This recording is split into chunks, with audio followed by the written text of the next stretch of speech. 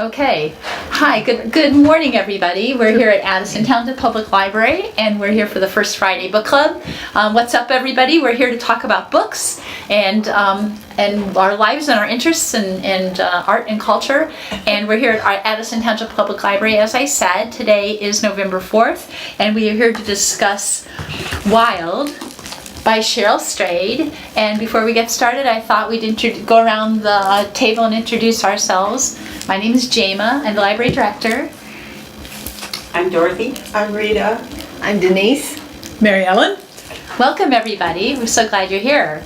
I thought we'd go around the room first and give our general impressions about the book, how you felt it, what you thought of it, what you thought about the style and the characters, and just a statement of how you thought. Dorothy, would you like to go first? I had mixed emotions about the book. I liked it and I didn't like it.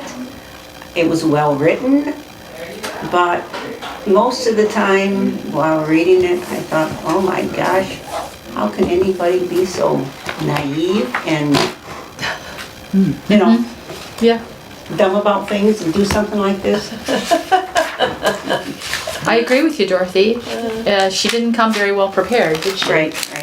Yeah, thank you. Rita, what did you think? Oh, I love the book. I'm a West Coast girl from Washington State, so people do what she did, and not quite to that extent. I was a little shocked at her only $20 that she got in the box every time it showed up. It was like, that naivety, but and not breaking in her boots. A few things that were, and not taking a few hikes ahead of time. I've been on the Pacific Crest Trail.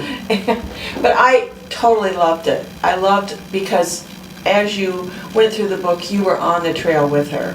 Right. And you saw the scenery that she saw. And I just wish she would have continued it, through Washington State, because those are the parts I've been on. But no, I thought the narrative was just so interesting. Even though she was naive, and even though, I think I would have had a gun, though, in case there's bears or something. Major, or bear spray or something. There are wild animals out there. I have come across them in my own life. So, anyway.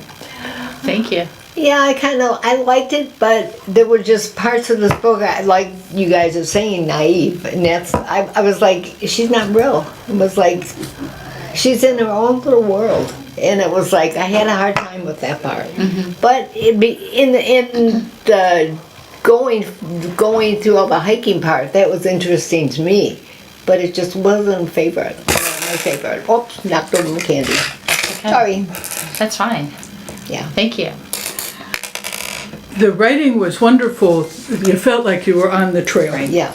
and see it. And I like to be outside, so that was it. But naive isn't the word I would use. Foolish is. Foolish is too many. The boots didn't fit. You didn't try the thing before. It was too heavy. Too many things that were like, don't you have any sense? But obviously a lot of people liked the book that it was made into a movie. So it connected with a lot of people. And then I think it might be a generational thing. Some of it was, pull yourself up by the bootstraps and get going here, girl. With your life, you don't need to do all these other things. But in her foolishness, don't you think that she had such deep grief for her mother? Right. And I'm not sure she was thinking correctly because of her deep grief. It really comes out when she talks about her mom's horses and different things that I'm not sure, when you say she wasn't thinking and she was foolish and she was naive, but I think, she was very brave to do something when she knew she had to do something to get out of this deep, deep grief that she had.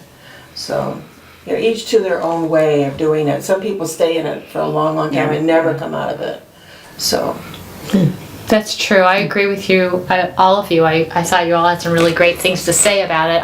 My own parent passed away in 2004, and I couldn't have read that book at that time right after, but today I could read it and really, really enjoy it. It was hard reading through the parts where her mother. She just revisits her grief about her mother passing away at such a young age for her to deal with that at the age of 24, 22 when her mother died. And but once I got past that, it was like being outside on the trail. It really felt like you were living it, and so much so that I pulled books on hiking. Hiking in Michigan. Not quite the same. And last week I insisted that my husband take me to Proud Lake Recreation Park, and we walked the trail there in the afternoon in the beautiful sunlight, and I just felt like I could share a little bit of that journey. I could have brought my hiking the Columbia River Gorge, but it's half of it's burned now. Did you hike on the trail? Oh, absolutely. There is a trail to the top of Multnomah Falls. Yes. And it's a switchback. There's 11 switchbacks, and I had a 5-year-old that did it. And it's, Wow. And the grade is quite a grade because it's the highest waterfall out west. And then, that's just the beginning. Then you hike halfway to Larch Mountain, which is a mountain just before Mount Hood, which is what, about 10,000 square feet elevation. I know Mount Rainier is 11 something. But you hike beyond that and you see like 40 waterfalls. And they're not little ones. They're not, for Michigan standards, they're big waterfalls. And you hike right along these ridges all the way up there. And it's just phenomenal. I can't imagine. It's so beautiful. That's something I would not ever do. I don't like heights, and I just. Well, you could be driven up to Larch Mountain and hike down. And it's like 12 miles. Wow, that's quite a walk. But it's all downhill. Yes. Oh, I see. Yeah, but Right. you're still, Or you're it's up 10 there. miles. You know, It's you 10 start up miles. there and it's No, like, 10 miles isn't any big hike. You know, No. that's I well, if you take your time and Yeah. you're in fairly good shape. The scenery is so It's- phenomenal, you don't think about it. Yeah, that's How true. old were you when you did something like that? Well, we did it with the kids, so I was in my 40s. I don't do it now because I have a knee replacement. My husband does it, and he does it in the rain even if we're out there. Oh my. Because it's so beautiful. He says there's nobody on the trail when it's raining. He met one person, he was so happy. Wow. And in this book, she went through pretty much every weather condition there is. Yes. I can't imagine, not being able to see the trail, and I just, I saw the movie also, and I have to say that the movie is pretty much follows the book. Yes. Good to And know. I can just picture the movie along, while I was reading the book. So yeah, of many movies made out of, made from novels and nonfiction and fiction, I think this is the best. Yeah, it was really to the book, absolutely. But the weather there does change. I broke my knee, my leg, skiing right near Mount Rainier in a whiteout because I couldn't see an area that somebody hadn't covered up. So, that happens. But Michigan's so different. It changes. You're out skiing, and in 15 minutes it changes, and then 15 minutes later it changes again. Go in the house and have a cup of tea and it'll be different when you go back outside. Exactly. Yeah. Okay, the snow's gone, we can go back outside. Yeah, I love the idea that she was so adventuresome.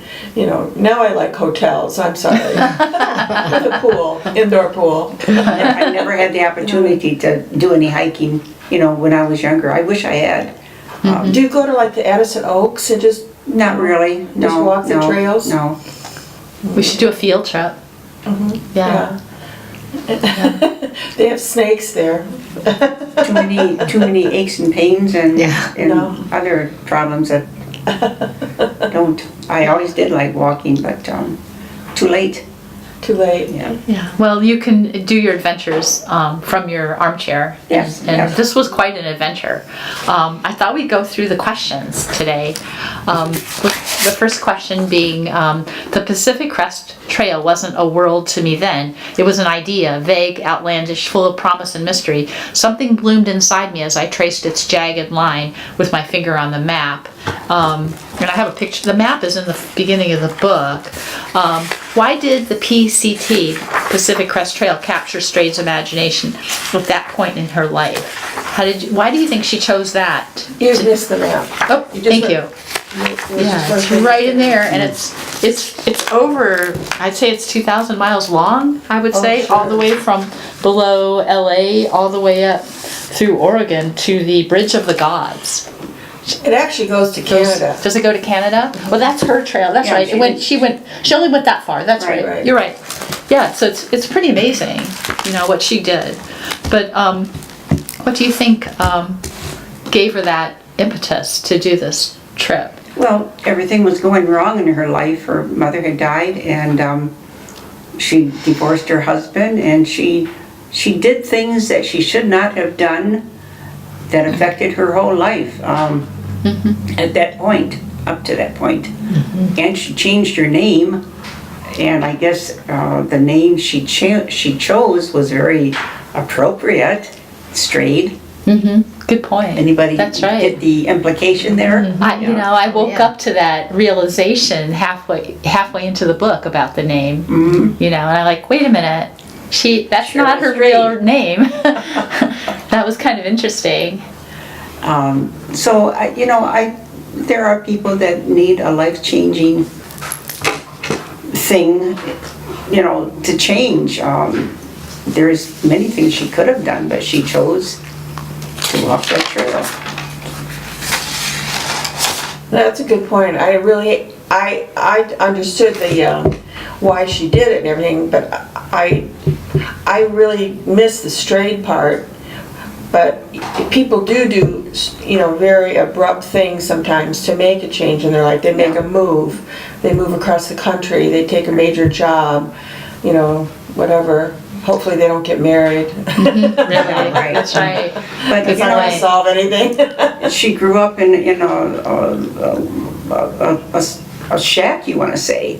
There's no running water, no electricity. In Minnesota, can you imagine the wilds of Minnesota? And Yeah, she knew how to rough it, didn't she? yeah, You have a good exactly, point. and that's what she did on that hike. She seemed to be somewhat prepared in some regard because her own life growing up was one of Very, very. there was deprivation, deprivation I mean to say, and her mother was they were a back to nature kind of family, and in their own strange way, either from poverty or Yeah, she or couldn't from afford a horse, but she had a horse. yeah, that's right, exactly. And they had nothing Right. else, Well, but she had their horse. They made choices. That was their choice. So. You know what? I got a whole different thing from her. To me, she was self-indulgent. Okay. That her mother got sick and died quickly, and that then she needed to have affairs and divorce her husband, and then she needed to use heroin, and she dropped out of school, and she had an abortion. It's like self-indulgent. And now it's like, well, now I'm going to drop out and make this major change, and after I read the book and I look at the questions, when I looked at these questions, I was like, I don't know the answer to any of these, which is unusual because, and now, but when I'm listening to them, you know what? I don't like her. I just realized I don't like her. Right. I think they're self-indulgent on the, in like the stepfather, all along, Eddie, is that right? Yeah, Eddie. Eddie, Got that's right. so much negative, it was like, what did he do? All he did was go on with his life. Right. So it was like, when she finally says, you know what, he loved me, he loved us when we needed him, when we were little children. He was a very good stepfather. And then his wife died. And so that he went on, and so it was going to turn out that like he had molested them or stole their money or some horrible, horrible thing, that he had to be the bad guy for miles and miles and miles, and then it turned out that he went on. Well, but maybe they really needed him after she died, and that was part of the grief. Yeah. And the abandonment of Eddie. Abandonment is as heavy to carry as, I think, probably molestation. I think they're probably equal. I don't know. I'm not a therapist, but I would imagine abandonment and But he was grieving all. See, that from my Sure. saying it, and I was in my 20s when my father got sick and died suddenly. So some of this, it's like, no, I didn't have an affair, and I didn't divorce my husband, and I didn't turn to drugs. So it was real hard. But you also didn't hike the Pacific Crest Trail. I mean, she was a really out there kind of personality. I mean, she lived at a different pace than most people. I mean, this whole book is. I think, and I think maybe it's generational because it was only happened in the 90s. In like 1995 or 1997. So it's generational on it's allowed to be self-indulgent. Go I ahead. think she's one of a kind. And that's why the book is so popular. She's the wild child, and she's the one of the kind, and she went out into the wild, doing her wild thing to heal herself. And so 69-year-olds reading it say, get your act together. I also What's wrong with you? I agree on one point with both of you. I saw the sort of the self-indulgence, but I also felt that her mother very much let her down in her own way. She felt very sort of self-indulgent herself. When you said she had horses, but she couldn't provide running water and the normalcy of a child, a normal kind of existence. And then she chose to go to college with her daughter. When to me that's supposed to be a chance for self-discovery. Well, she just latched onto her kid and said, well, I won't be there when you're there on campus. We won't say hello to each other when we pass each other if you don't feel like it. And I'm thinking, that's really kind of enmeshed. That's a very enmeshed thing. So when she left, and to me, when that mother left through her death, she was really, that was the thing that Cheryl needed. She needed her mom so badly that she couldn't imagine her life without her mother. So it was a huge pain and an emptiness, and she called it a hole in her heart, or the void. I think that she was trying to fill that void with all that terrible behavior. Well, there's no excuse for that. There really isn't. Right. But it was terrible, and it was self-destructive too. I don't think she knew, she hadn't had the proper kind of mothering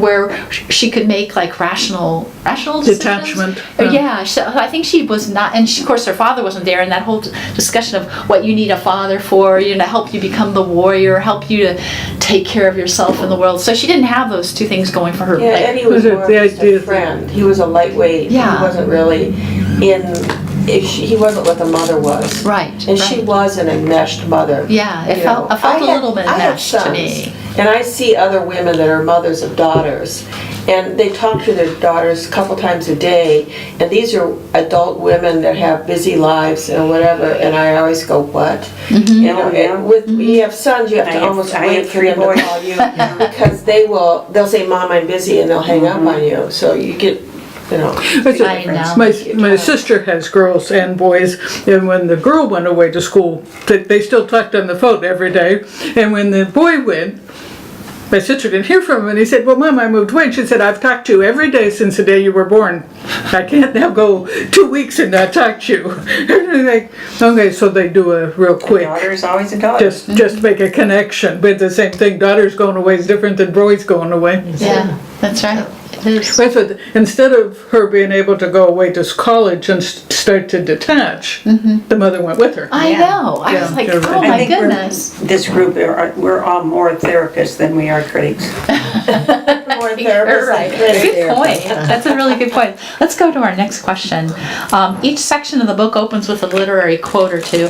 What do they tell you about what's to come in the pages that follow?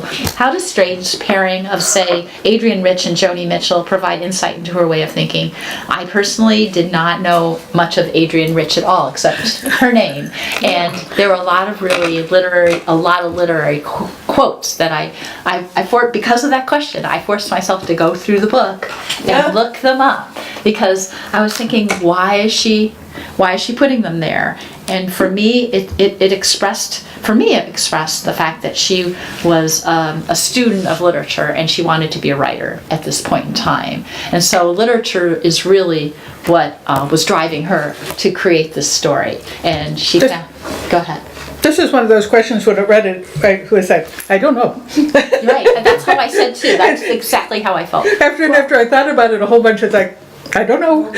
I enjoyed the part when you talk about literature, about the thinking that Mitchell's book was just fluff.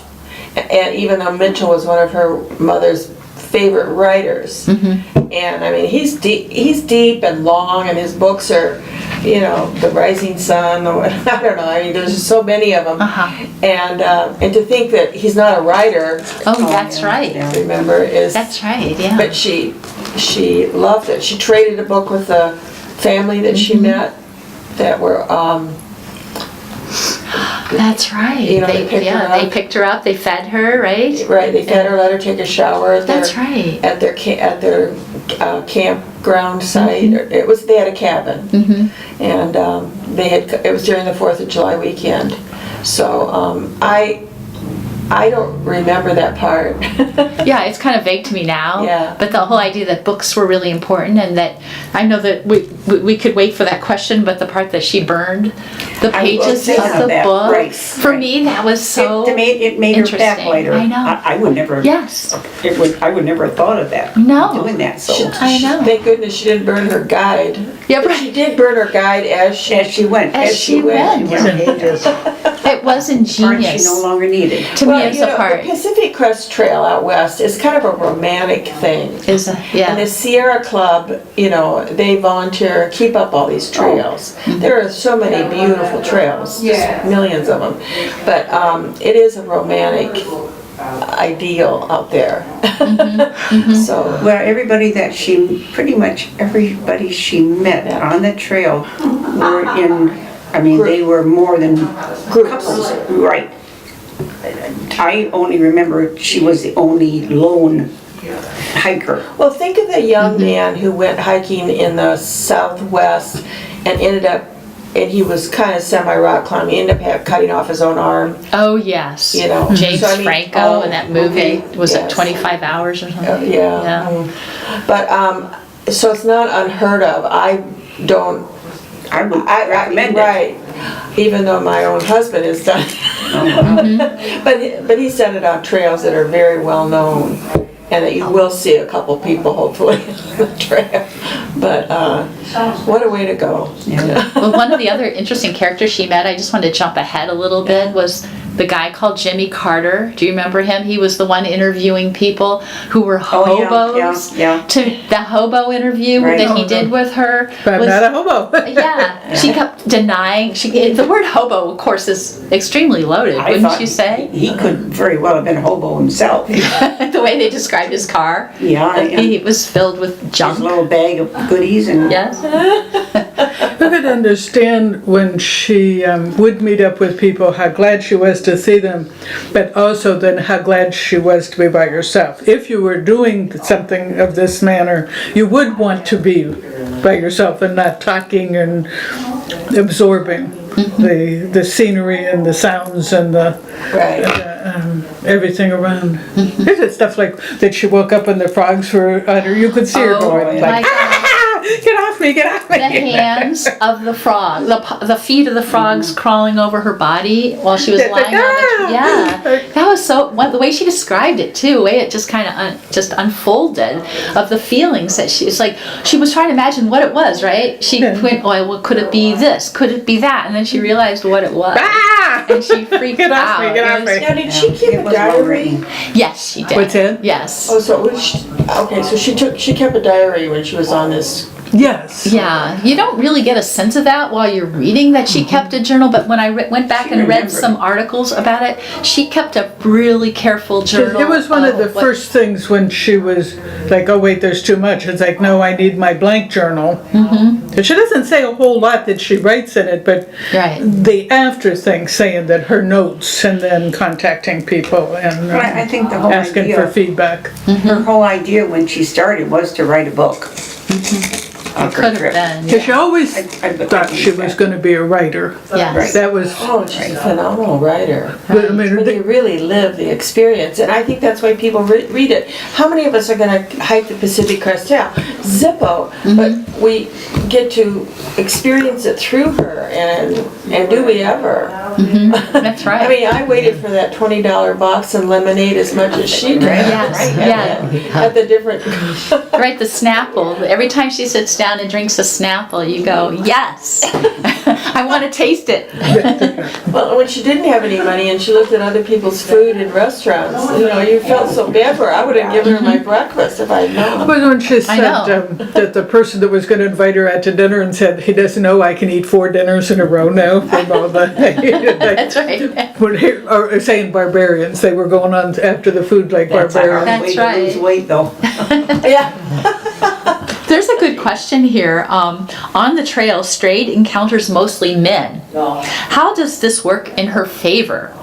What role does gender play when removed from the usual structure of society? I had a real hard time with this question. I had to sit with this question for a long time and think about it. And, I saw the men trying to help her and feeling very maybe avuncular toward her, the really nice men that she meets, the really nice average person that's out there, the men in pairs, the father and son, and the other individuals. There was one guy called Angel of the Trail, I think his name was Greg. She called him Greg in the story. He was very concerned with her well-being, and they seem to be very but then it says here, what role does gender play when we move from the usual structure of society? And I'm like, what is this person getting at when they ask that question? And what I got from that question was, she wanted to be seen as a person, but a lot of those men saw her as a potential love interest, and she got in trouble with a few of those men. Some of those men were predatory and dangerous. The 2 men that with the air bow and arrows. Yes, those guys right. dressed in camo. Right. They Yes. came upon her while they were hunting, right? And they were kind of So lost hard. too, and they had run out of water. Yeah. And she helps them get water because she brought her purification kit, and she taught him how to pump it, and then he proceeded to break it. He broke that thing, and she had to fix it. It was horrifying because they were out of water, and she had her little iodine pills, and I never knew about iodine pills. I thought that was fascinating. I remember hearing about iodine pills probably before the purifiers came around. Okay. Yeah, it was she in one regard she was ready. And I thought that was interesting that she was ready on so many levels to do this. You always take iodine, you take salt tablets with you so that if you're without salt, you can die. Really? And and you always take a snake bite kit. Yeah.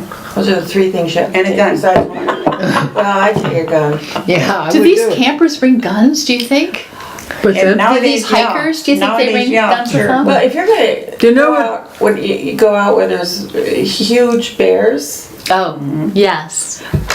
I used to hike with all these little campers and go up these mountain trails that were out in the middle of nowhere, part of the Pacific Crest Trail, and I'd have 10, we were all groups, but we never had guns or anything, and we had Yeah. noisemaker bells and stuff.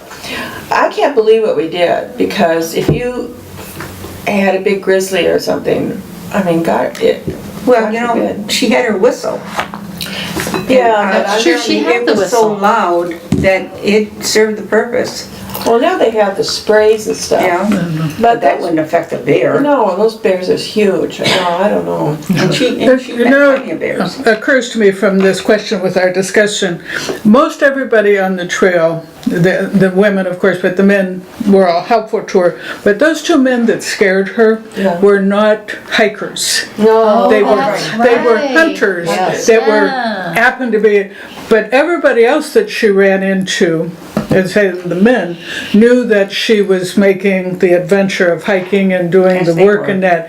So I think they saw her as a fellow hiker. Right. Yeah, that's Whereas right. those stupid guys coming out of the woods that were giving her a hard time, hiking wasn't on their mind. Right. No. And only one of them was really bad. I mean, the other one went away, but that she was afraid. But the hikers obviously make a community instantly when you see that the other person is doing the same thing, whatever stage you're in, then you're a comrade. Whereas those people saw her as somebody to be taken advantage of. That's because they were hunters, bad people. I don't like hunters.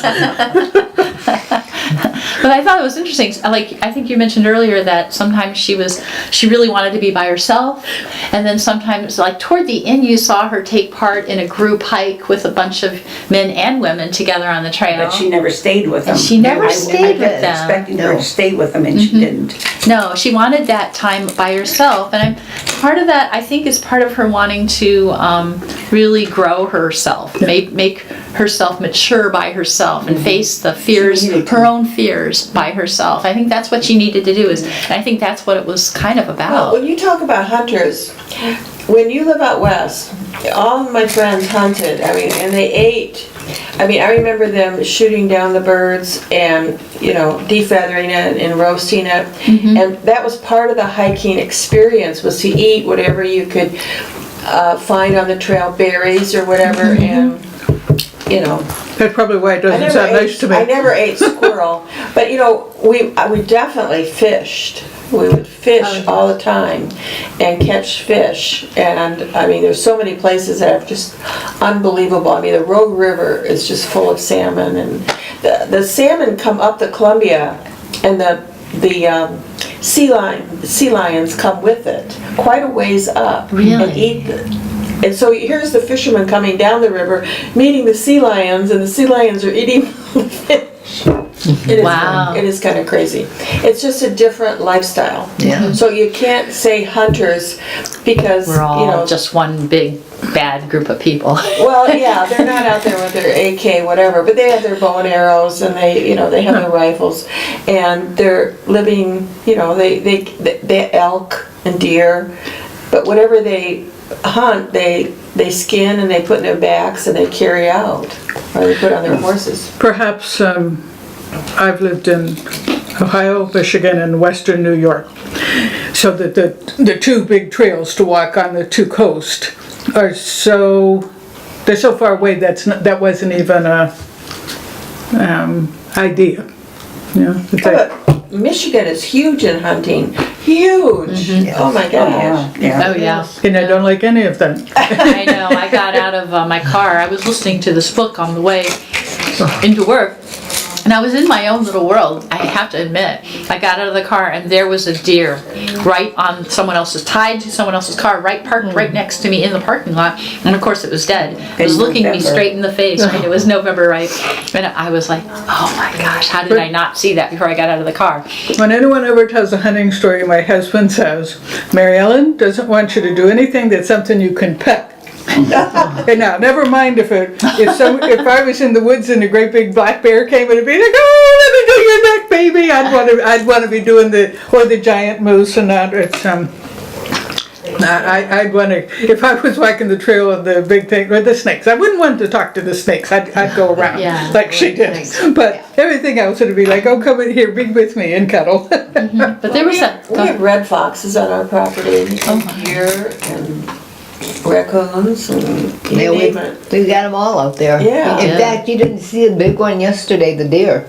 8-point deer on our property. Oh, wow. Thing is huge. Mark and I both were shocked when we saw that one yesterday. I haven't seen deer out there in a long time. Oh my. I tell them to come to my yard, no one will shoot them in my yard. In the winter, they out of my window there's a gully, and they sleep, and they look like, I go, is that a rock? I don't remember that rock. And it's a deer all curled up sleeping, because they sleep during the day, and there's snow around them, and then they get up at night. Yeah, that's. I think we're getting away from the story. Yes, we are. I'm number 7. What does the reader learn from the horrific episode in which Strayed and her brother put down their mother's horse? It was an extremely painful. I had to skip that part. Extremely I had to stop reading painful scene that we witnessed between the family. I think you have her. I believe her sister and her brother were there, and and other family members, maybe Eddie, I'm not sure if Eddie was there, but I know that they needed to put the horse down, and they didn't seem to know what they were doing. They shot it between the eyes. That's right. A couple times. It just said the horse took a while to die. It didn't die instantly. It didn't just keel over. It looked at him, and That's right. she had all this emotion about it. Yeah, And it was quite heart-rendering. it was heart-rending. It was, to me, That animal represented her mom. I think that could have been it. Yeah, I never thought about that. Yeah, the responsibility that they felt.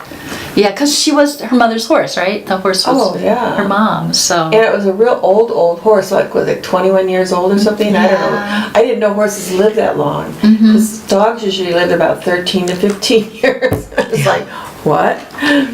You're right. It did. I forgot that it represented her mother because it was her mother's horse that was putting down, in some ways, And she talked about how it walked to its death. Yes. And, it was just. It was very painful. I had to put down our golden retriever, and to this day, I still will wake up and go, "Did I feed the dog? Did I give him water?" Honestly, yes. And it's been 20 years. Right. So it's so enmeshed into your life. That's It's a true. part of the family. And you never forget it either. Yeah. You know? Never. We've had to do that with 2 of our labs. And I just said, I'm not doing dogs no more. So we have a cat. Oh, he's been around for 15 years. He's going nowhere. They're family members. They Yes, really they are. are. They are. And you When love reading them. this book once, I started to cry, and I had to put it down. When she's taking her mom to the hospital for the last time, I'm not going to be able to say it. When she says to the dogs, and the mother says, "Bye, darlings," to the dogs, and then says, "Bye" to the house. I got to put the book down for a while. Yes. Yeah. I thought they treated that emotion very. Respectfully. The mother loved her life. Yeah. I loved her life and her house and her kids. Yes. Otherwise, Yeah. She was loving. Even if she when was they straighten flawed. those dogs, it's like, oh no, they're not going to have the dogs die, are they? Right. You know, you'll see a cartoon that'll say, I don't care what people get killed in the movie as long as they don't kill the dog. Yeah, well, okay. It says, number 8, Strayed writes that the point of the PCT had only to do with how it felt to be in the wild, with what it was like to walk for miles for no reason other than to witness the accumulation of trees and meadows, mountains and deserts, streams and rocks, rivers, grasses, sunrises and sunsets. How does this sensation help Strayed to find her way back into the world beyond the wilderness? I thought it was a good question. I felt that she needed to get out of herself.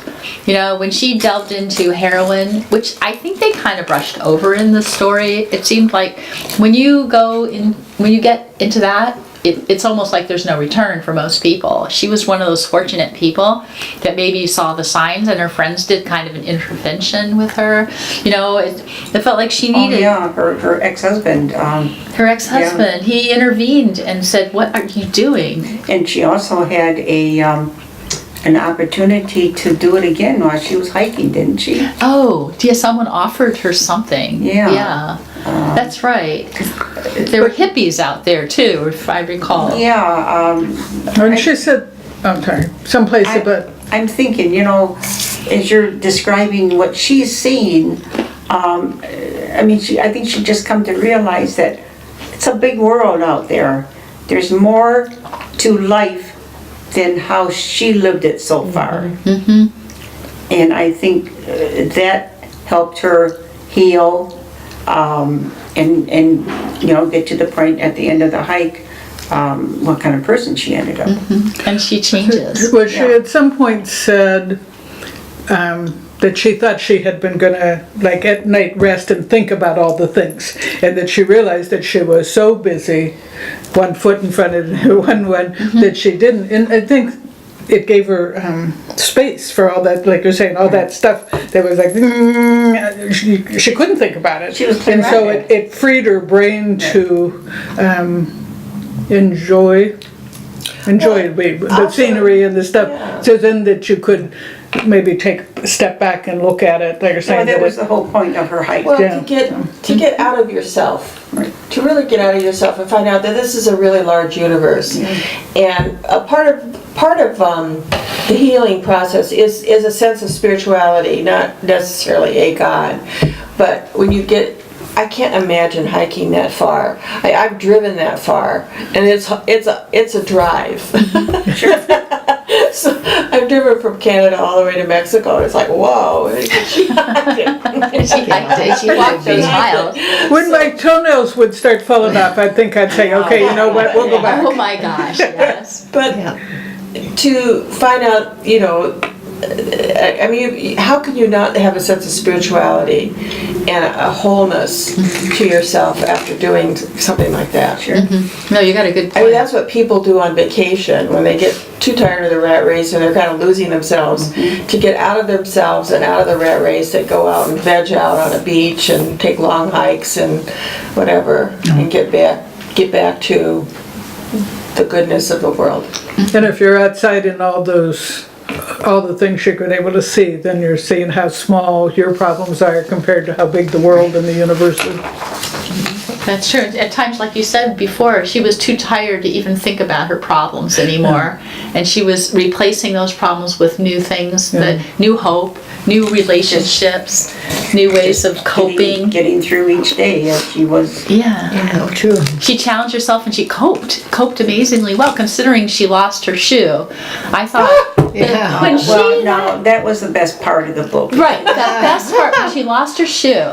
That was like a turning I mean, point, her right? boot, her boot that excuse went me. over the side Yeah. of the mountain. Yes. And she threw the other one over too. I don't blame her. I was like crazy. That was one. That was yes. It was the best That was part. the best part. The best part. It was kind of a turning Well, point. for her. thank goodness it wasn't where it was snowing. It was Yes. in the desert. Oh my God. And of course, she had a roll of was it masking Duct tape. tape. Duct- Everybody carries a roll of duct tape Yeah, when they right. hike the trail, right? Exactly. You can do anything with a roll of duct tape. Yes. In fact, Including make shoes. that's right. And she took her little not flip flops, but they were like flimsy I can just sandals. imagine those dollar store flip flops. That she took her, like you said, her duct tape and wrapped them around while she was Yeah. wearing them. And then she called them booties, right? And she Yeah, wore them that's- for the next, I don't know how many miles. And then when someone stopped, said, "What do you have on your feet?" Yes, that was great. What And- are you wearing? And she explained her REI shoes. And I don't remember which guy that she talked to, but he said, do you know REI has a policy that Yeah, they will that was- return, that they will refund or replace anything that is not working for you that we sold you. I think that's one of the reasons I would never go hiking. I have bad feet. I could never find a pair of boots to wear that would be comfortable. You know what? And with her writing, you could feel her feet. Yes. Her writing was so good. You would You think, really oh could. yes, your feet hurt. Well, It when would you be do hard. find a pair of boots, it's like a toothbrush. You don't ever get rid of them. You know, Right. you know. That's right. Yeah. They're part of your life. Probably the person that sold her the boots probably thought she was going to go, even though she Oh, was saying she was yes. going to walk the trail. It's like, oh, she's just going to be a day hiker and didn't pay that much attention to what she Boots needed. go on your feet, and that's a personal thing. Nobody else can sell you a pair of boots and hope that they'll work out. I mean, Well, that's no. impossible. No, and oftentimes we buy them just because they look good Yeah. or they look cool. And, we're not, like you say, the athletic person that she was. And she was You just going to really- wear them to the store. You really need boots. You can't be running around in tennis shoes or, little cute little Nikes or something. You've got to have boots And and wool socks. if you have high arches and a high instep, I mean, boots are impossible to fit, Yeah, that's true. right? That's true. Yeah, if you have put a filler in there. I mean, Well, I can't imagine doing it. yeah, I know. Yeah, that's. Let's see, where are we now? Okay, does the hike help Straight get over her ex-husband Paul? And if so, how? And if not, why?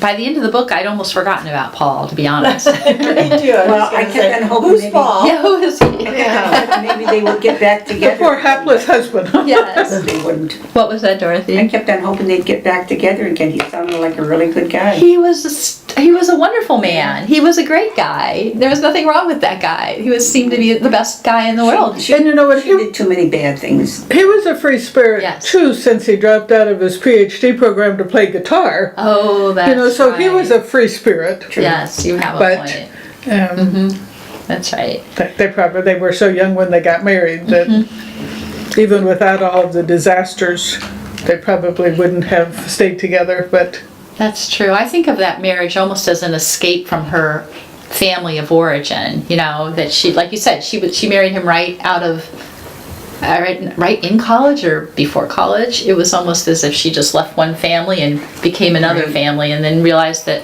she hadn't really grown up yet, and she needed to do that first before she committed herself to another real relationship. you know what? You just said something that made me thought. I wonder if she was trying to break away from her mother before her mother got sick. Yeah. That- Oh. Because it was saying that she got married so young and that she wanted to go away to school. Maybe she did want to break away, and then when her mom got sick, that I never said that, but maybe she was guilty that she had been wanting to break away, not knowing that she was going to have her for such a short time. Because the woman was young. She was only 45. Yes, I know. And oftentimes you'll see when, you have an elder parent, a parent that's not that old, get sick and get close to death, you'll see other family members like getting married, having children all of a sudden, trying to speed up their lives to try to compensate and try to, like, oh, they'll never see my child, so I'm going to have one now, before they pass on. It's sad, but yeah, sometimes those things happen. Not well planned, unfortunately. And so I think she was, he put up with a lot of bad behavior from her, and he didn't want her to leave. And I don't think they would have split, except that her behavior was just becoming unbearable. Well, this questions that we have here, it says wild, from lost to found on the Pacific Crest Trail. So that the title just tells you what happened. She was lost when she got on the trail, and she found herself at the end. Yeah. Yes. That tells it all. You're absolutely right. The title is absolutely true to the story. I think you're right. Yeah, right on the book. It's right there. She was lost and she was found, and to me it was just a very inspiring novel. I really felt inspired by her writing, and I love the quotes. She revisited Jerry Garcia at one point. Jerry Garcia passed away, I think, 95 or 94? And she saw the hippie van. Is that from your era? Well, yeah, he was. The Grateful Dead was a band that I really loved back in high school. And we used to listen to him every morning before going till our friends would pick us up in the car and we'd drive to high school. And I would recommend the movie. We do have the movie here. Oh, yes, absolutely. It was a very good movie. Yeah. Did anyone else have any other questions or comments they wanted to make about this book? We pretty much discussed it, fairly well. And we could talk a little bit about next month's book, which is our next meeting is December 1st, and we're going to be reading The Woman in Cabin 10. Now this book it's a whodunit. It's kind of a classic whodunit. It's a British novel by a British writer. She's, I want to say, in her 40s. Her name is Ruth Ware. She's kind of bases her writing on the sort of style of Agatha Christie. This book takes place in on the ocean in a kind of a large ship. It's a very upscale kind of like cruise ship. It's like a large yacht. There's only about 20 passengers. It's meant to be as upscale and as fantastic as possible. And the main character is a woman named Lo, and her name is Lauren, and she has been chosen to accompany the voyage, the maiden voyage, and report on it because she's a journalist. And she has has a really wonderful room, but while she's like sleeping, she hears someone going overboard. She thinks she's heard a murder next door being committed, but when she talks to other people, everyone is accounted for. Everybody, there's no one missing on the boat, so she doesn't know what she heard or why. She saw blood. She wonders if it's a cover-up, but she tries to figure out who did it. And so and everyone is very close on the ship. They're all very, there's a lot of camaraderie. There's a lot of drinking, and so it's a fascinating book. I think it's a little bit there's a lot of police sort of procedural about it and mystery. So I think you're all gonna love it. I hope to see you all next month. Before we go, I just wanted to make a couple of announcements. We have a really neat card making program coming up on November 20th. It's make your own holiday cards, and we'll be card stamping that day with all the supplies will be provided, and we're also in December, we're having a teddy bear sleepover at the library on the 8th of December. So if you have any little ones in your life, they can drop off their stuffed animals, and those stuffed animals will have library adventures. They'll be locked into the library overnight on a sleepover, and pickup time is 10:30 the following day, when you'll be able to share a little meal with them and see pictures from their adventures. So thank you everyone for being here. This was really lovely, and see you next time on our First Friday Book Talk. Thank you so much. Thank you.